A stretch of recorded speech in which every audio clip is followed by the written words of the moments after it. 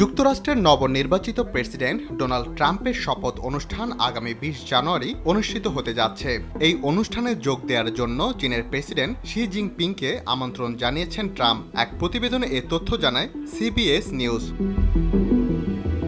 তবে চীনের পক্ষ থেকে এই আমন্ত্রণ গ্রহণ করা হয়েছে কিনা তা নিয়ে এখন পর্যন্ত স্পষ্ট করে কিছু বলা হয়নি। এ নিয়ে ওয়াশিংটনে নিযুক্ত চীনা দূতাবাসের পক্ষ থেকে জানতে চাওয়া হলে কোনো মন্তব্য করতে রাজি হয়নি।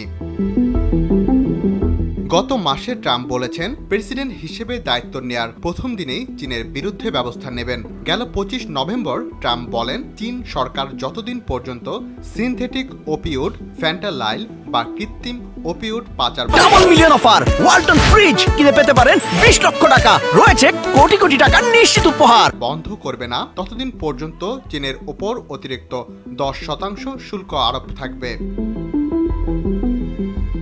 আরেক পোস্টে ট্রাম্প চীনকে কড়া ভাষায় আমন্ত্রণ করে বলেন, চীনের প্রতিনিধিরা তাদের বলেছিলেন যে ফ্যান্টালাইল চোরাচালানে জড়িতদের তারা মৃত্যুদণ্ড দেবে, কিন্তু দুর্ভাগ্যজনকভাবে তারা এটি কখনো করেনি এবং এই কারণে যুক্তরাষ্ট্রে এই মাদকে ছেয়ে গেছে।